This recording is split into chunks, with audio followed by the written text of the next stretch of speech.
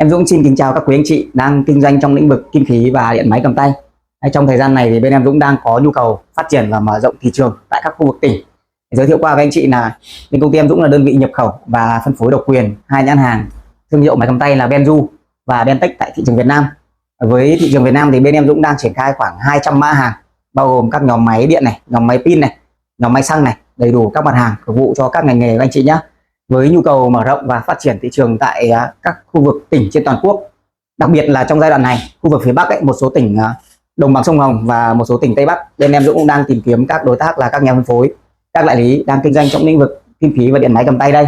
Anh chị nào mà muốn tìm một nhà cung cấp này, có đa dạng mặt hàng này, sản phẩm chất lượng này, đầy đủ các phân khúc từ bình dân cho đến hàng chất lượng và chế độ sau bán hàng tốt, đối với các nhà phân phối, các đại lý thì có những cái chính sách đồng hành cực kỳ tốt cho các anh chị để phát triển thị trường nhé. Em Dũng sẽ giới thiệu qua một chút về một số cái dòng sản phẩm cơ bản và phổ thông trên thị trường. Đây, em đi vào gần đây để anh giới thiệu.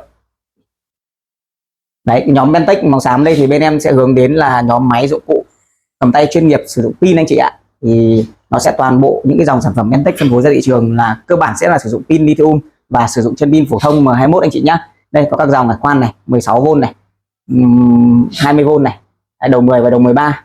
Rồi là máy siết bu lông này, máy chuyên vặn vít này, thì ở đây thiếu con vặn vít rồi. Máy khoan bê tông pin này. Đấy, máy mài pin này.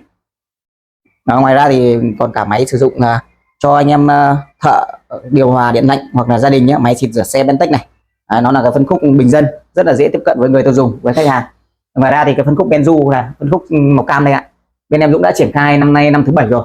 Đây là một thương hiệu nhà máy thương hiệu quốc tế ở bên Trung Quốc. Bên em Dũng là phân phối độc quyền cho nhà máy tại Việt Nam. Đây, sản phẩm Bentech Benzu thì nó có đầy đủ từ máy điện, máy xăng, máy pin. Đấy, anh chị cùng quan sát ạ. Máy khoan bê tông pin này, mẫu rất là đẹp này. Đấy, máy siết bu lông pin này, công suất lớn này, 850W này. Kéo ơi, kéo pin này, rồi là cưa này.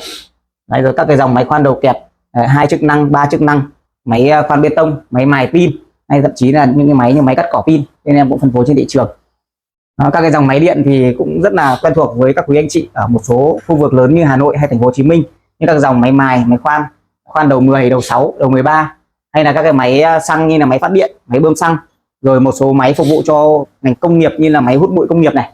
Đấy, thì quý anh chị nào mà đang tìm kiếm một nhà cung cấp giống như bên em Dũng thì để lại thông tin, em Dũng sẽ tư vấn cho anh chị nhiệt tình.